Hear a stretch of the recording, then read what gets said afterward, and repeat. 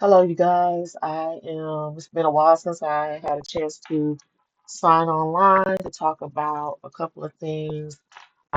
As a person who's an anti-racism ambassador, or just somebody who has done a lot of work in the area of racism, I just wanted to come on board and talk about a few things that had recently come across um, social media.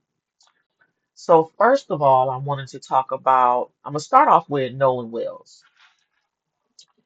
Nolan Wells, to his parents, his friends, his siblings, he's another young, aspiring black male. Reminds me a lot of my own son, who life has been taken. And the reason why I say his life has been taken, because I agree with pretty much everyone when it comes down to the mysterious way a lot of this information has been handled. I've been paying really close attention to several opinions and stuff, and I've been really in agreement with a lot that I've heard because some things are just obvious, right? So, one of the things that mainly came across was in my mind, black folks in this country are raised different. We are raised from day one based on survival. So, Nolan's father was like, Nolan's father said, what pretty much every last one of us have heard one time or another, right? You leave together, you come back together. Period.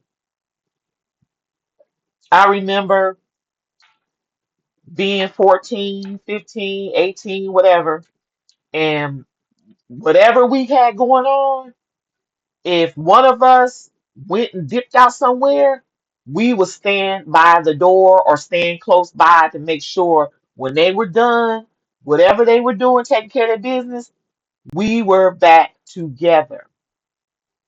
We always were together. And to be honest with you, a lot of stuff was flooding my mind because I remember I haven't heard it lately, but some years ago, um, in Milwaukee, Wisconsin is where I'm channeled at. And every year, the river that's off of Water Street, a white person would come up missing. It was almost like every year a white person will come up missing. They'd be like, they'll put a picture up like this person's missing. I'm like, he in the river, she in the river.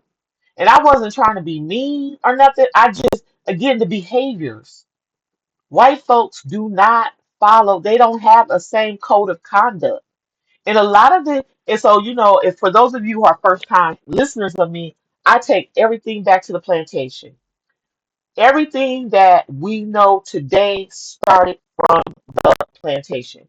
People can say what they want to say, but I take everything is law based. Everything we come to know of is started on the plantation, right? So going back to the falling in the lake or river, white folks get drunk and somehow somebody gets lost and falls in the river. Hasn't happened recently, but it does. Now, first of all, first and foremost, again, another thing you'll know about me, I jump around a lot because my brain, that's how it operates. So, one thing is for sure, just kind of going back to how we are raised, because I believe I never really thought about the rule of you leave together, you come home together. I never really questioned it because it was law. It wasn't a choice, it was law. If you come back without whoever, you in trouble. And now that I think about it, I think about what that means is going back in the all the way to the early days, that when down south and stuff with our grandparents, great grandparents or whatever, when they had to go to the store and stuff, they couldn't go alone because of stuff like this. This ain't a surprise. It's funny how black and white is. It's interesting. It's not funny. It's not ha ha funny. It's interesting how black and white is because and here I go. I'm going again with the attorney. Yeah, the attorney. God, what's her name?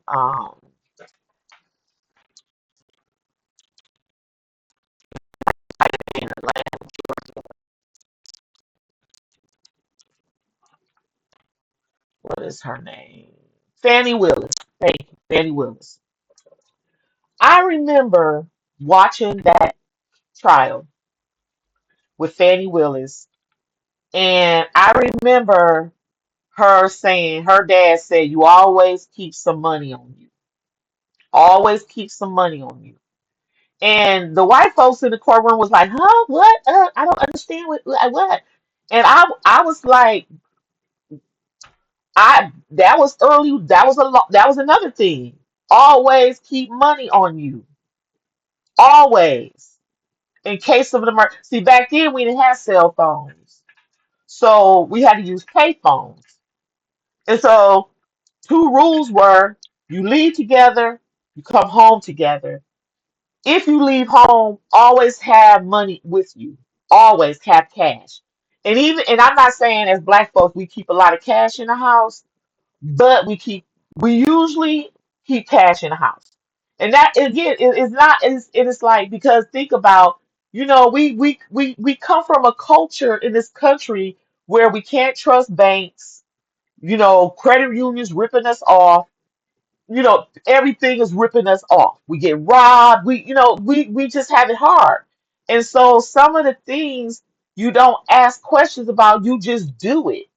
So if my mom used to, I remember my mom was always say, have some money for a rainy day. Have some money. So I'd be like, I'm broke, I'm broke, I'm broke, I'm broke. But I can pull a magic trick out of hat if I have to. That's law. Some things are just law. Now, I don't know how the newer generations coming up. I know how I raised mine. Okay. And I promise you, every day, pretty much every day, unless I'm still asleep or in a working or something, I I tell my son every day, drive carefully, be on your P's and Q's. It's just rules of that you have this conversation. And I love you. I love you. I'll see you when you get home, because the one thing a black mama parents want is to see their children get home, and a lot of them don't. And this is a case like this. Who I would have lost my shit. Who thinks that your child goes away to have fun on 4th of July and now he's an adult too, so he's 18 and allegedly going with friends and he doesn't come back? When my son first went to go visit his girlfriend's grandmother up in the Dells, I was scared for him. And he's like, "Mom, I'm good, I'm cool, I'm not," and I'm like, "Boy, you just don't know. You really just don't know, because they naive." You know what I'm saying? And my son unfortunately doesn't have street sense, which is good because I didn't want him to. I didn't raise him to really be that way. I mean, he got enough, but not enough, right? And so, the naivete is, he just thinking about going up there with his girlfriend, having a good time, which he did. But again, because I planted a seed in his head, he came back home and he told me like, "Yeah, you right. They different up there. Yeah, you right." And so I appreciate that part of it. I talk again. I'm gonna say this to the blue in the face. Was I always a perfect parent? No, but was I a parent who continues to learn? Yes. I got one. I can't afford to lose him. No child can be afford to get lost, but I got one, just one. And I don't know how the parents can be cool, calm, and collective after losing their son. However, going back to Nolan Wells. So allegedly, this young man was one of a group of young people.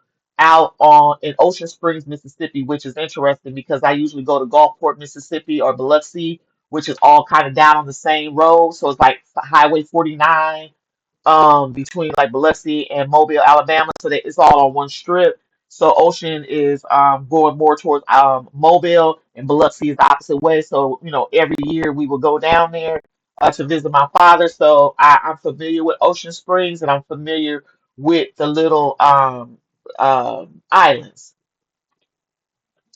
but I'm not familiar with the culture. But I'm not surprised at the culture. So again, we have integration. We have a new generation integration where we have more of our children in this generation due to integration, more integration, where they are going out with friend groups and stuff like that. Now, to a lot of people's point, I ain't gonna lie. I ain't gonna lie. I am very cautious um going over people's house that don't have nobody over there looking like me. I'm serious. I've been invited a couple of times to somebody's house, and I'm like, I don't want to tell them no, but then I'm afraid to tell them yes because I don't want to be the only black person. And it's interesting because in this particular situation, which is so weird, and I guess this is one of the messages I want to make clear today is white people portray themselves to be better than they are. And y'all, the white folks, I'm speaking to them particularly, you're not good to each other, much less really nothing like really. I mean, the one thing I would say about white folks is black folks always are on the end of you can't generalize them, but they can generalize us, right? When I've been seeing statements about we chimping out, here we go again, usual suspects, just a lot of the ignorance that white people are cool. That y'all can, here's the thing that bothers me so much. And this is kind of now I'm going all over the place, but stay with me. Michelle Obama said when they go low, we go high.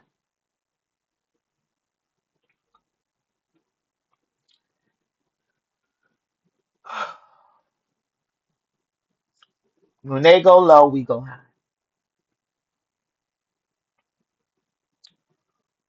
What has that done for us? Honestly. No, I'm not saying go out here and beat people up. That's not what I'm saying. But what I'm saying is, come on now. You if you can give it, you gotta get it. And the unfortunate thing is a lot of the hostilities that we experience, we're turning on ourselves. And I really don't want to see nobody fighting. When I see videos of people fighting, getting jumped on, scrapping, or whatever they call it, it sickens me. And honestly, I was a fighter when I was a kid, and I don't even know if there was a joy of it. It was just I was angry. I had a lot of stuff going on, and it was just easy to get provoked. So I guess that's kind of the same thing going on now, where kids need to be loved. They need the nurturing. They're not getting it. And there's so many psychological, sociological things behind that type of trauma, like the abandonment trauma, which is a lot of it is parents are so focused on a lot of other things than loving their children, so their children are taking that aggression out in the world. Because just the stuff I be seeing out here, just fighting, fighting, fighting, what happened to the rules? If you're gonna fight, go to a park or empty lot. Why are you trying to fight and shoot where people trying to have fun at? What is the meaning of that? Why are you doing that? But anyway, let me get back to what I was talking about.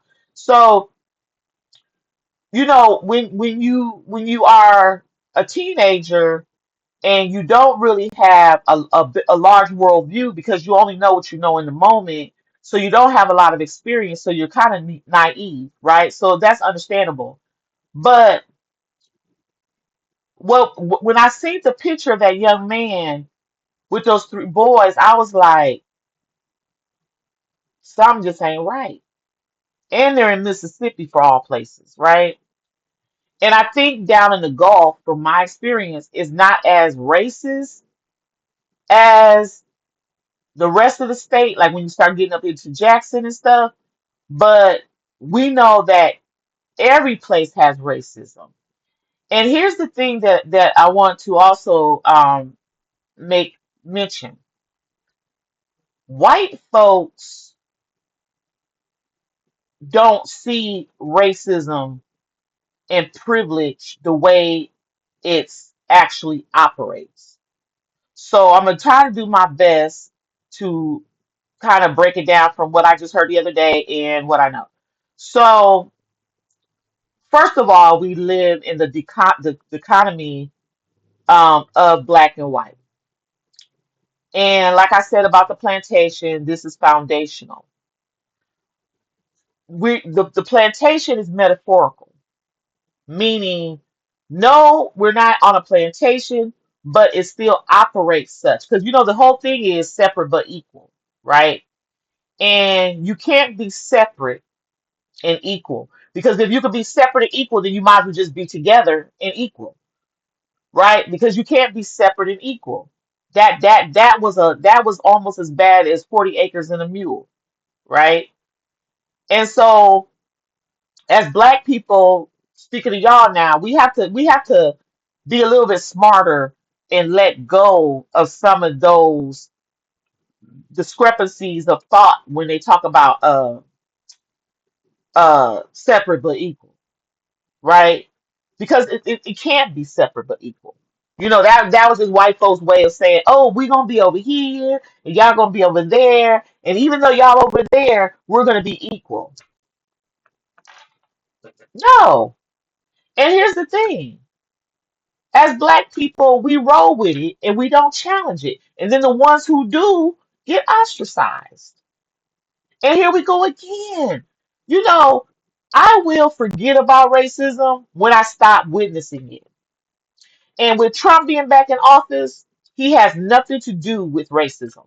He is just one of many people who is about that life.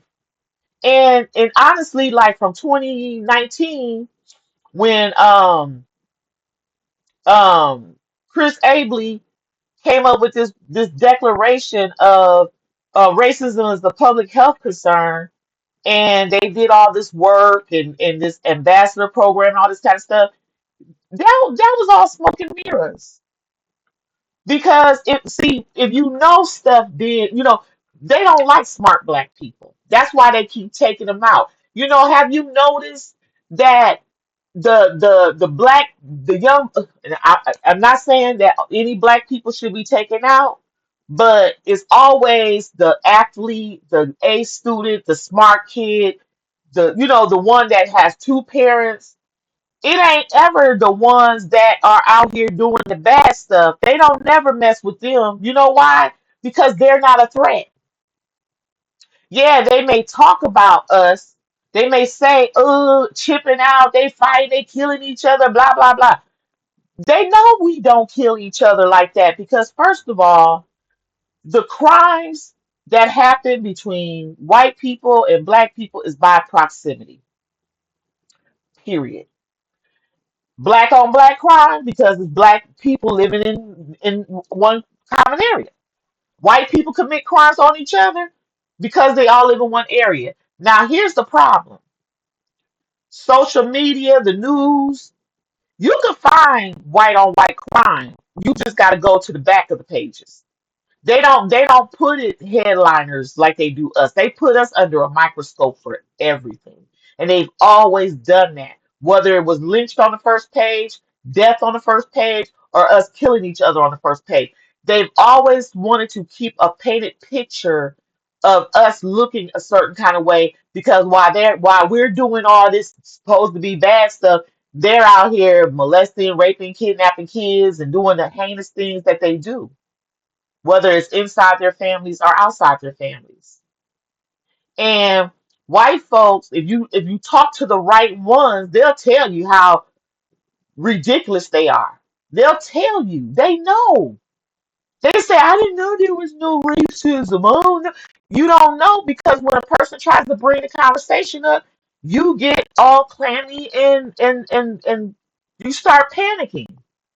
So how are you supposed to know something if you don't? And I remember like during the time I was a racial ambassador for Milwaukee County, which again is a nightmarish experience I experienced. You know, them white folks then was tripping, but they didn't tell it. Matter of fact, it was a situation where they had a posting note when they was doing this little exercise. The posting note said, "Let them niggas get what they need already." Now, what I want to know was that person ever fired? And I would like to add that a lot of the stuff that I said in those meetings did not stay inside those meetings as they said. And I believe that those ambassador groups was a screening way to get us some of us up out of there. Because I do remember, and I can't remember her name. It's probably good that I can't. But anyway, she was the black woman director over at the Martin Luther King Center. And I remember like day one, day two, day three, day four, she was up there talking a whole bunch of mess. Like, yeah, you know, they ain't paying us like that, and they ain't give you. And then all of a sudden one day she came in and she was just a different person. She was like, yeah, we're trying to work together. I said, oh yeah, somebody was in her ear. Somebody want her job to stay. While the rest, and I remember too, one day, I was on my way into the racial ambassador um symposium or whatever. They had it at the zoo. They had it at the zoo, and I went up in there, and I was met at the door with one of the former African, the Office of African American Affairs, and she told me that for this particular group, don't say nothing. Don't say nothing. So when I walked in and I went to my assigned table, they was like, "What's wrong? What's wrong?" I was like, "Nothing." So so this was a particular day, interestingly, because Chris Abley was in the room that day, and a lot of the head honchos was in the room that day, and so I didn't say nothing. But one thing I will say is it did give me a chance to listen to other people speak. And one person was like, "You ain't saying nothing. Why you ain't saying?" I said, "Because I was told not to." What? Get out of here. You was told not to speak. I said, yeah, they told me not to speak.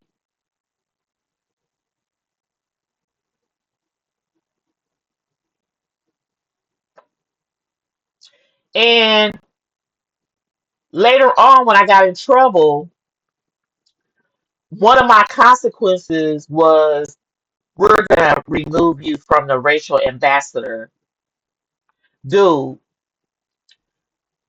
just because you take me off as being a racial ambassador does not stop me from being a racial ambassador.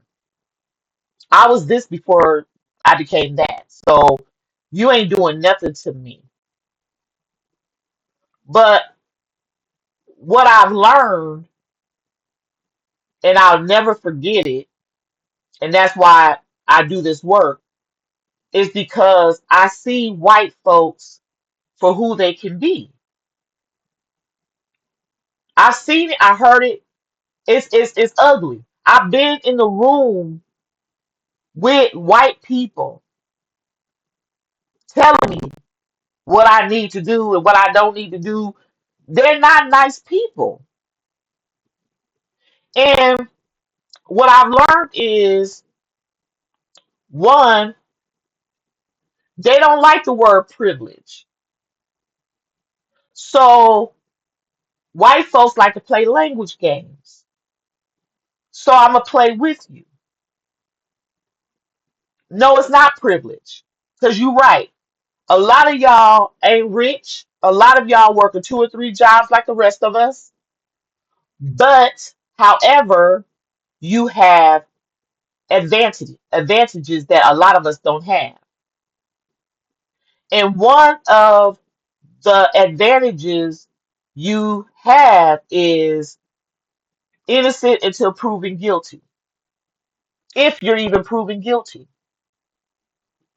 And what does guilt look like for you guys? Because right now, The reason why this investigation is taking so long is because they're not investigating.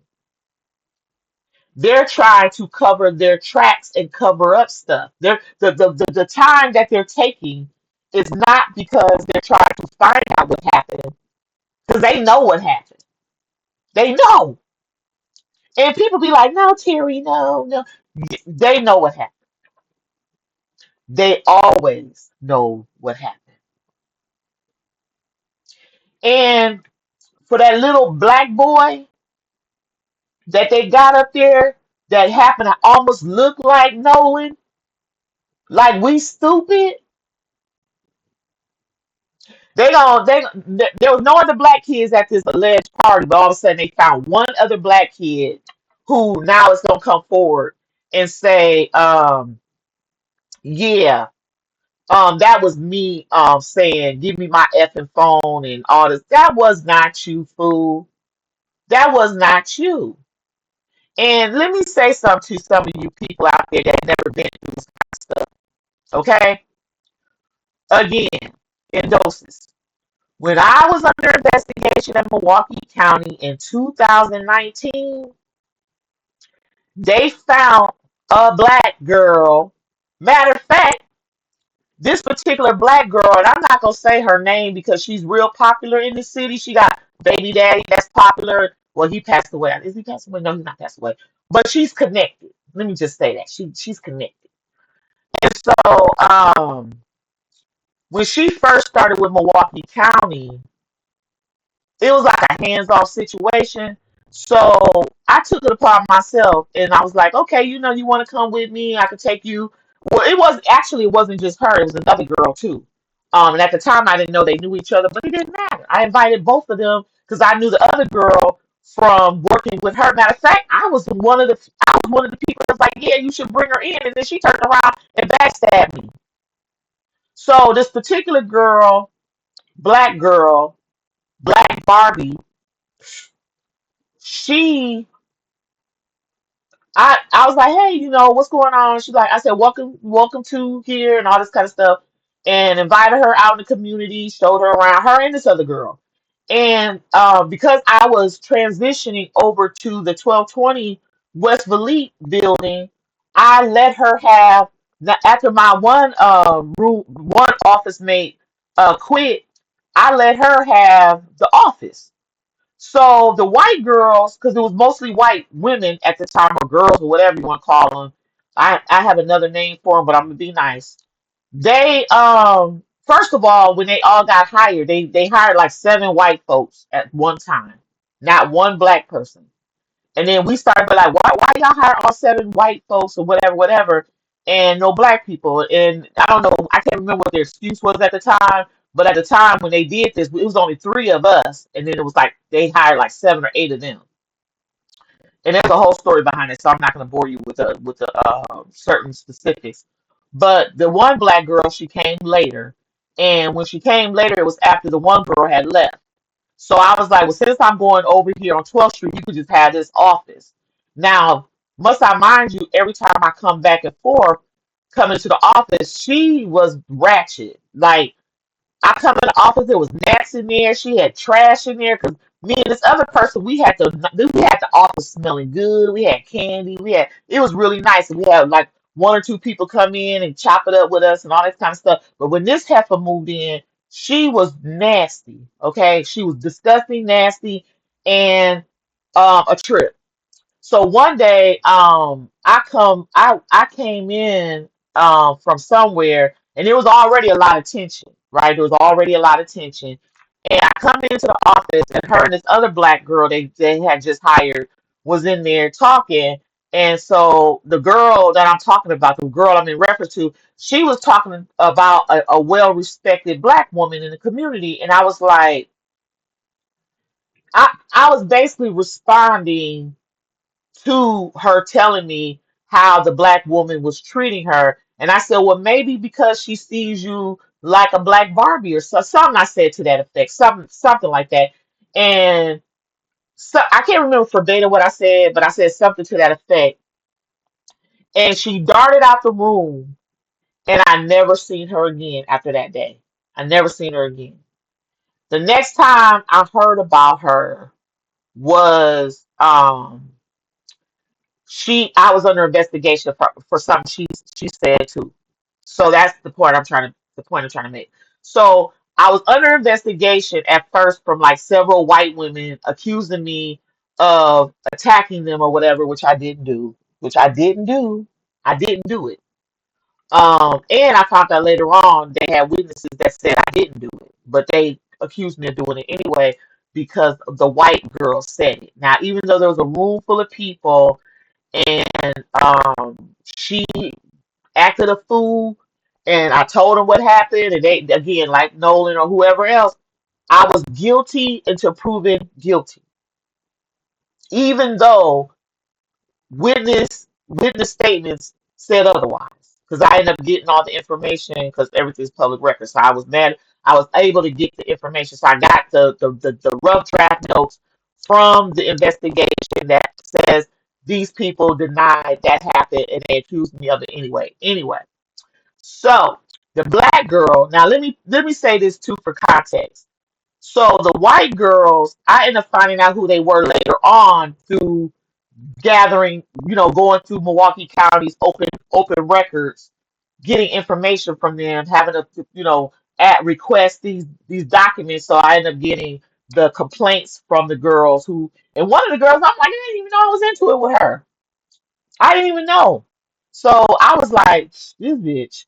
But anyway, they kept those girls' names. They didn't tell me who the white girls' names was, but they sure enough told me who the black girl was.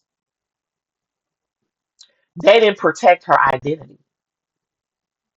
So she don't know this, but they don't never protect their identity.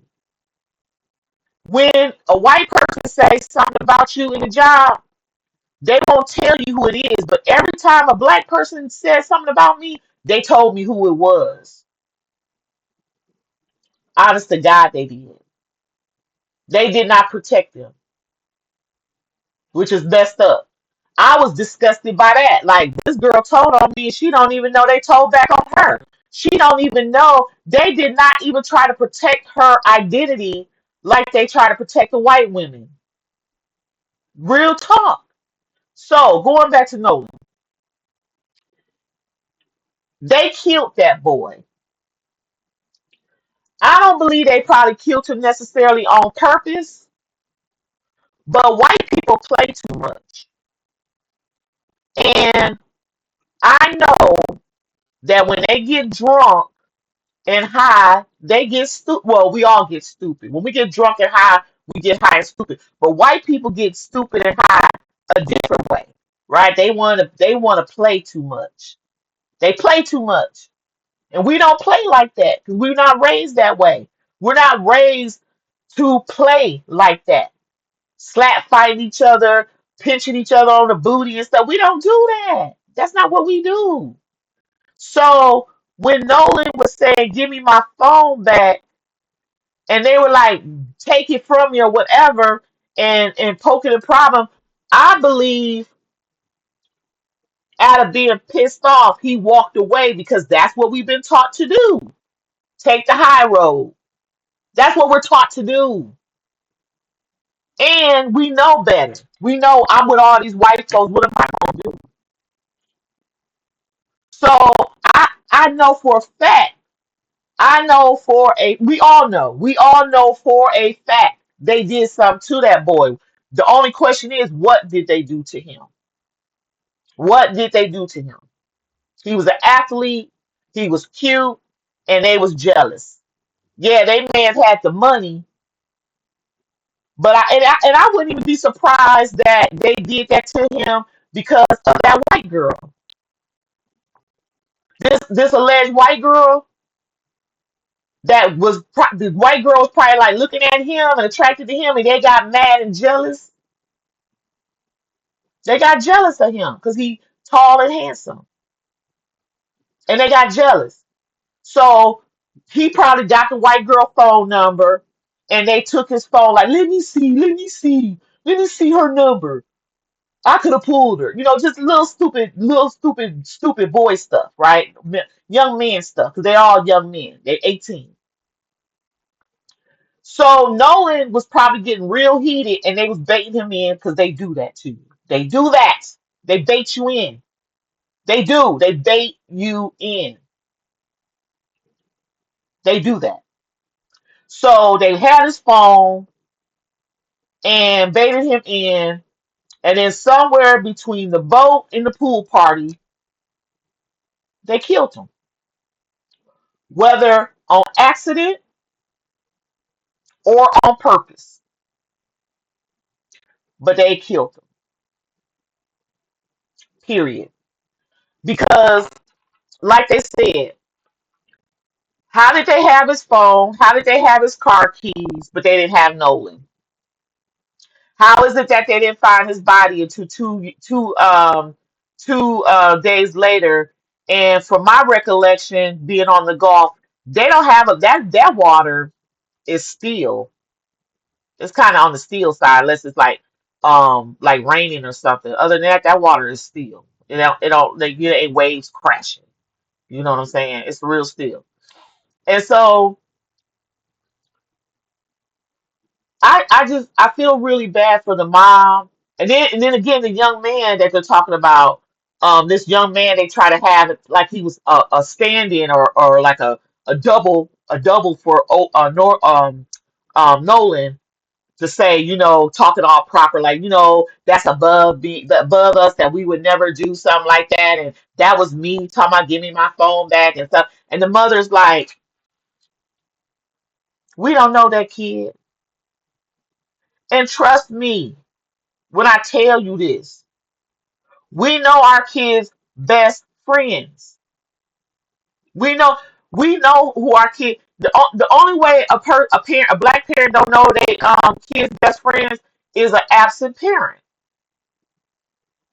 But being that Nolan comes from a two-parent household, the way he did, and yes, white folks, they do exist.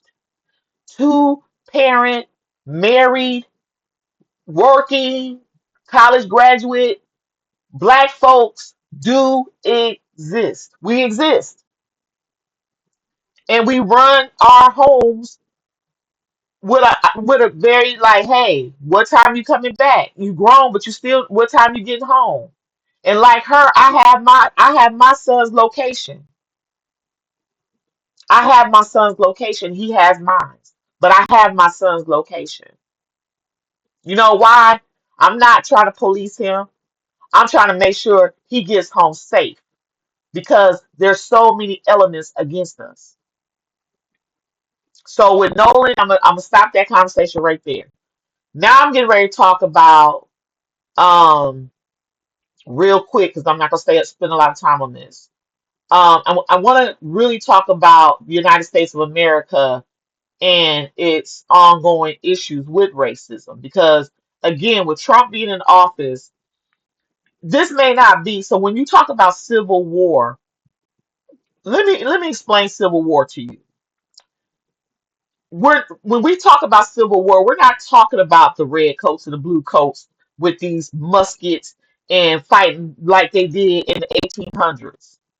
No, no, no, no, no. What you are seeing right now is a civil war. It's the starting of it. These little minuscule things that are happening here and there and there and here with white folks thinking they can just walk around saying the N word and not get their teeth knocked out. Just this little BS stuff, right? From Anthony, what's his name? The young man that just got 35 years for stabbing that white boy. That was some BS. You know what I'm saying? Because again, I want people to always. Here's the thing that I want people to think of.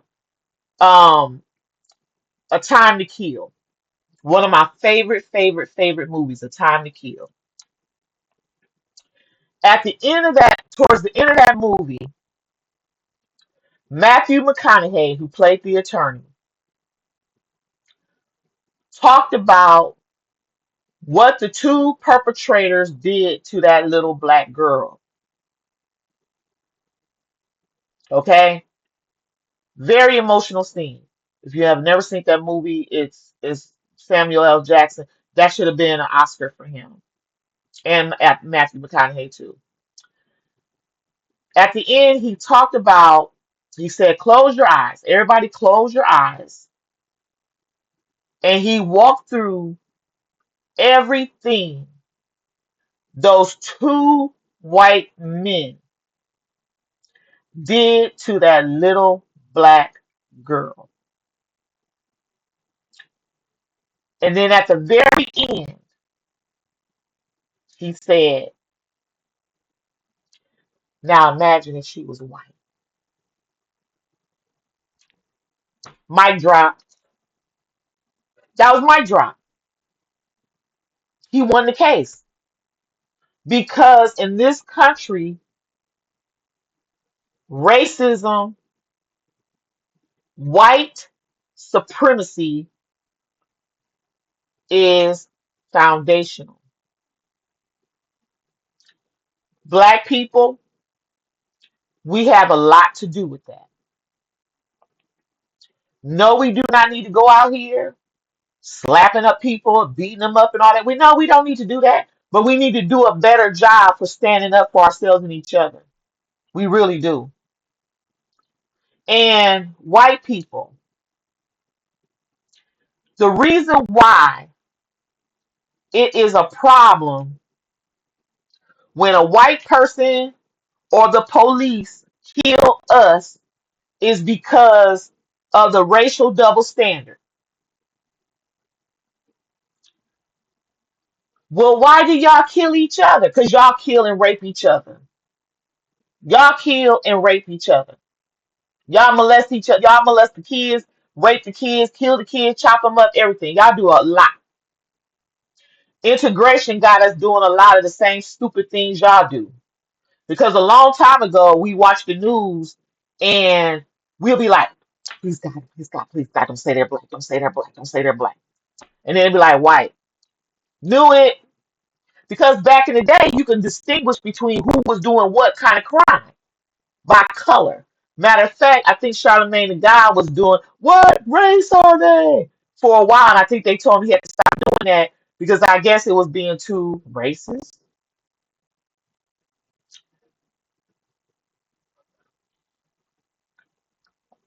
Black people can be prejudiced,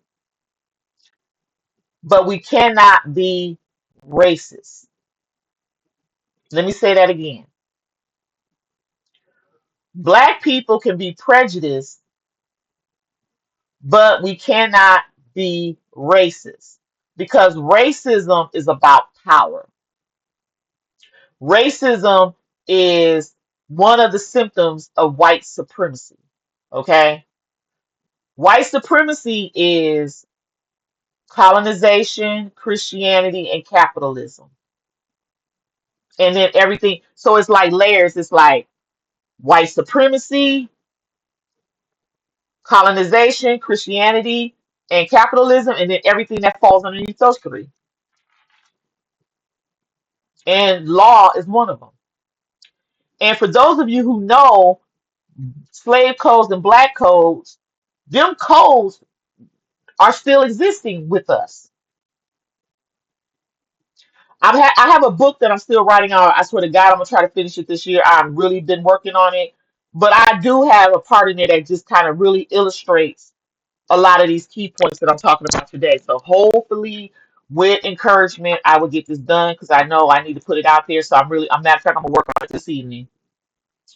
But again, the racial double standards are real. They're real, and because they're so normalized here in this country, it's almost like it's normal, dysfunctional normal. When a white person does something, so when you look at police discretion or judicial discretion, it's like 5 to 10. The judge can give you 5 to 10. So you know what that means? White men get 5, black men get 10 for the same crime.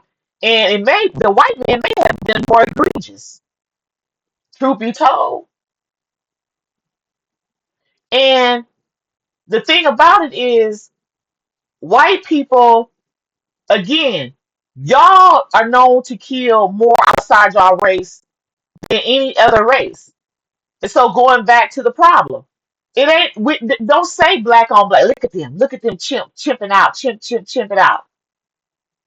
Y'all are closer to the DNA of a monkey than we are. We're brown skin, beautiful brown skin. Y'all know it because y'all spend lots and lots of money on tanning beds and going on vacation. Y'all go to the freaking very places y'all hate people. You would hate black people in America and then go to Jamaica for a week, or Bahamas, or Trinidad, or Mexico. Y'all are something else. Y'all are something else. Y'all would sit up here and hate Haitians but go to Haiti. Hate Africans but go to South Africa. Go hate Mexicans, be like they don't need to come over the border, but then go over. Oh, our family just came back from Mexico. Y'all are the biggest hypocrites. And all of this racial stuff, we let y'all get away with it. That's part of y'all privilege. Part of y'all privilege is y'all allowed to get away with stuff that nobody else can get away with. And y'all riding the coattail on every other culture. Y'all contributions are zero. You don't see nobody running to a white restaurant. Who goes with it? What would you even call it? European food. What I mean, unless you talk about a burger joint or something, I guess hot dog joint, whatever. But we don't do white European food. We don't do that. Unless I guess you consider Italian. And if you really look close, Italians ain't really white either. They got inducted somewhere in the 19th century after y'all numbers was low. And another thing people don't know, and I'm gonna say this, is some of the stuff I'm repeating over and over and over again. Let me tell you guys something. The United States Census projected by 2050 that whites were going to be a minority. Little did they tell you they were already a minority from day one. Who counts as a white person in this country? North Africans, which are like Egyptians and Ethiopians and Sudanians, Arabs or Middle Easterns, some Southeast people, and Hispanics, depending. So by 2010, they started the Hispanic, non-Hispanic category because they needed to find out what that number looked like for projecting the white minority. The white has always been minority, okay? And the world now in the world, and so a couple of things. This is what I have learned. A couple of things from being a therapist. One, most white people don't want no kids for a number of reasons. A couple of reasons is the alcoholism in their family, a lot of mental health in their family, and just a lot of the negative experiences that a lot of these white families have when it comes down to incest and stuff like that. There's a lot of that going on in them.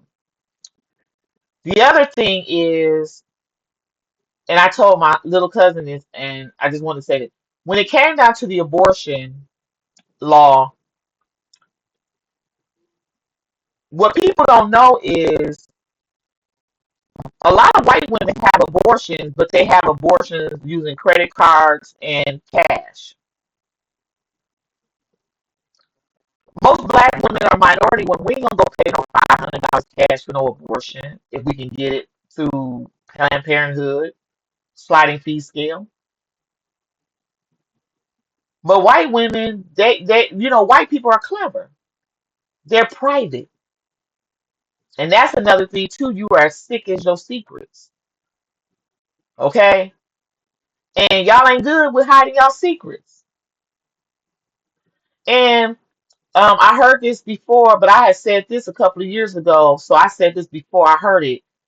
But I had told a white woman who was my supervisor at the time, I said, we know y'all better than y'all know us. And she turned beet red and she was appalled. And she was like, that's not true. Oh, yes, it is. Because y'all only know us through y'all imagination, but we know y'all by observation. Big difference. Let me say that again. Y'all only know us by imagination, but we know y'all by observation. Our whole life is centered around y'all. And then that's why y'all don't want to live close to us because y'all afraid we're going to find out who y'all are. Because y'all are more vulnerable than y'all like to portray yourselves. That's why the black woman, the strong black woman.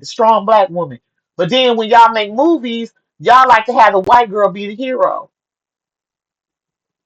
Have y'all noticed that? Strong black woman, but y'all always have the white woman play the hero. Because in her subconscious mind, that's what she wants while she's miserable at home with a husband that's out there screwing little boys or little girls. And don't get me started on that X-rated thought about why they screw little kids, little things, and why they hate black men. If you haven't done so, you should either watch the video or read the book by Dr. Francis Cress Welsing, The ISIS Papers. Actually,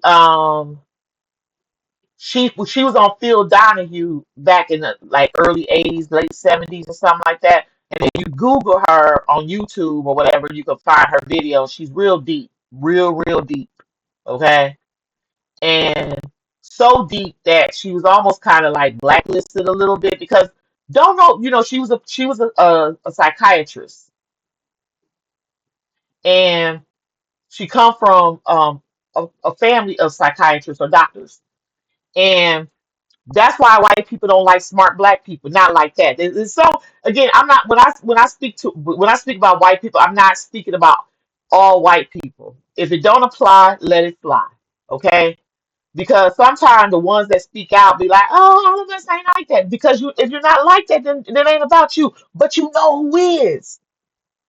Go talk to the ones I'm talking about. Don't come to me talking about Terry. All of us are not like that. I know that all of you aren't like that. We are all not like that, but it hasn't stopped you from stopping them from thinking that.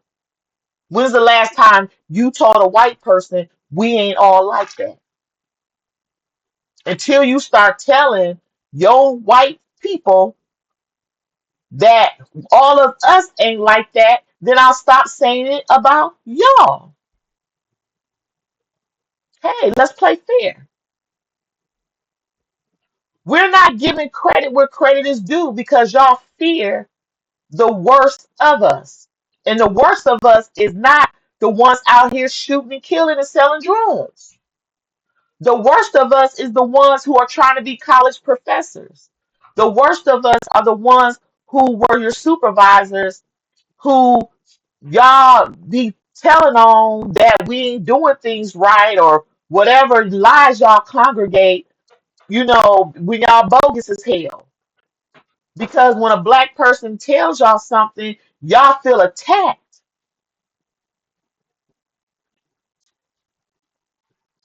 I had a white staff person tell another supervisor that she didn't want to work with me.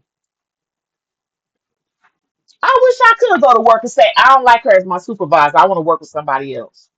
Who does that? That's called privilege. The fact that she fixed her mouth to tell somebody that she didn't want to work under me was privilege. That's an example of privilege. The fact that I can go to work and say, you know what, I can't work under her. I don't like her. Give me somebody else I can work under. Who does that?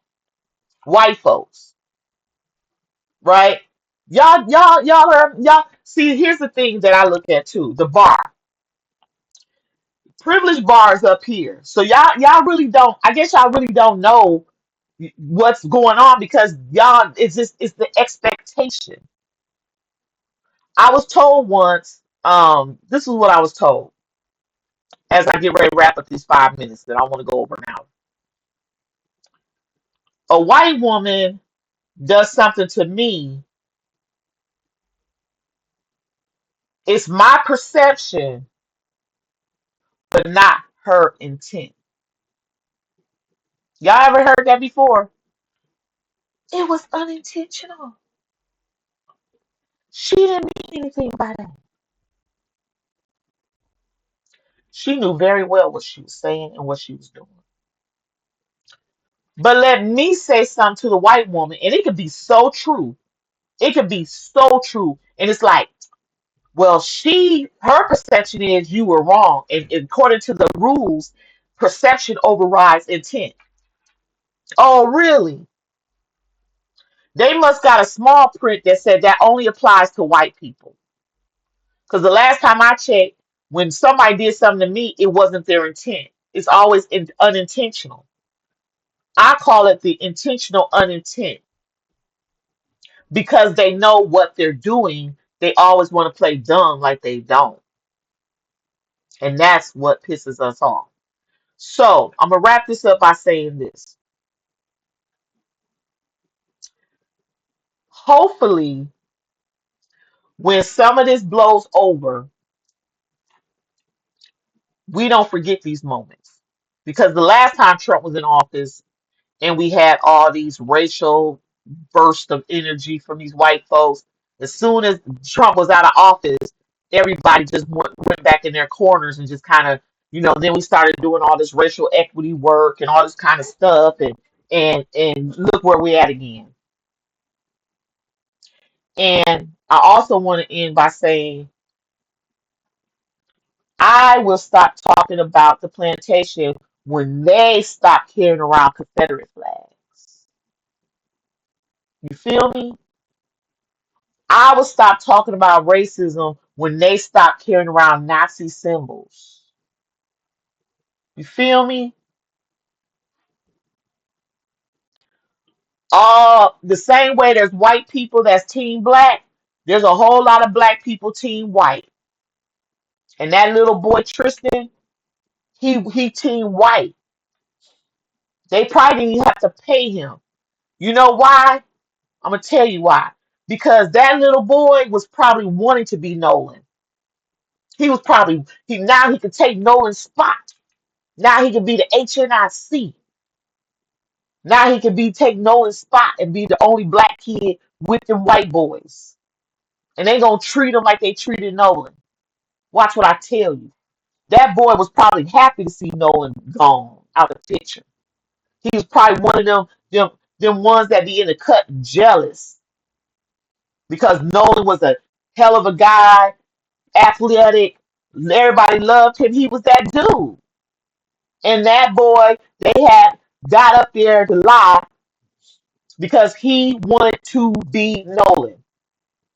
And now he can be. He ain't gonna be because the fact that he lying, I hope he be one of the first ones to go to prison. Matter of fact, let's watch how this play out because I wouldn't be surprised if they give him more time than they give them white boys who actually did something to Nolan.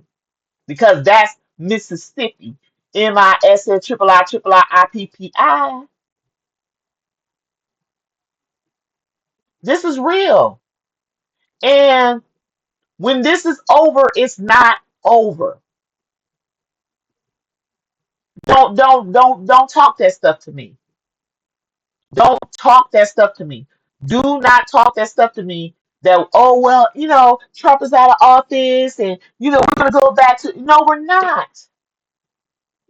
If we're going to eradicate racism, it has to end. All of it.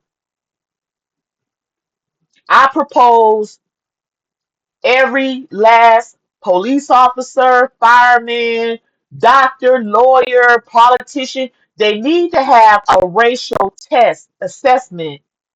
And if you even look like you got 1% of racism in your body, you need to go. You need to go. They need to start doing a better job really looking at these white people underneath the same microscope they put us under going forward. And here's one more thing for the road. And I probably said this before too. If you're a black woman and you're at work and the white woman goes say, she's intimidating me. She makes me feel unsafe. That, other. Don't come ask me no questions until you ask her, what did you do to her? What did you say? Because let me tell you guys something, and I am going to speak for all my sisters. A lot of us sisters, we work our asses off to get where we're at in life. Whether it's going to school, busting our ass every day to catch a bus, getting our kids ready, coming home to fight, to get our kids to whatever. We don't have life as easy as some of y'all do. So when I come to work, leave me alone. Unless you're gonna be cool with me, leave me alone. And if I don't talk to you, I won't talk to you. Leave me alone.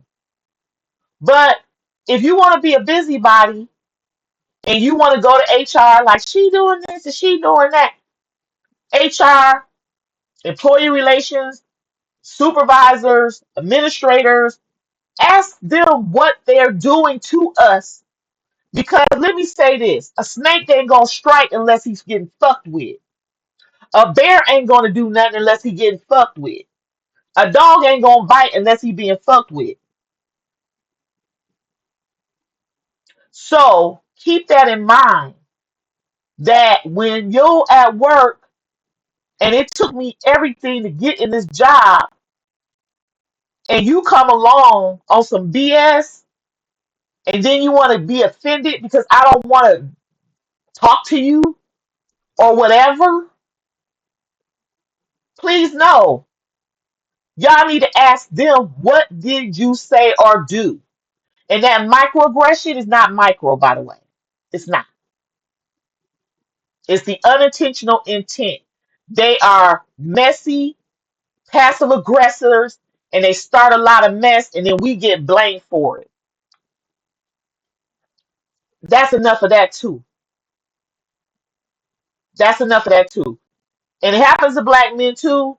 But I know as a black woman being in professional settings, for the time I've been in professional settings, it is exhausting to be disrespected, lied on, accused, and all this kind of stuff.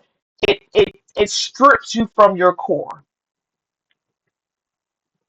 I went to school and had to work so hard to get my degrees and my licenses. I don't need you effing with me. I don't need you, and then if I become your supervisor, I don't want to have to tell you to do your job. And if you want to act like you got a pass because I'm black and you think you don't have to listen to me, that's a problem. I don't like listening to you either, but I do. So racism is equivalent to white supremacy. You don't have to be privileged to have white supremacy. Privilege means you get 5 years, I get 10. Privilege means you get 25 cents more than me. Privilege means you're believed until you're not believed. I'm never believed. And it takes a lot to be believed. Privilege is y'all can do so many different things and have a different result or outcome than we do. Privilege is 3 to 4 white boys killed a black boy and now they're crying that they're the victims. That's privilege. Good night.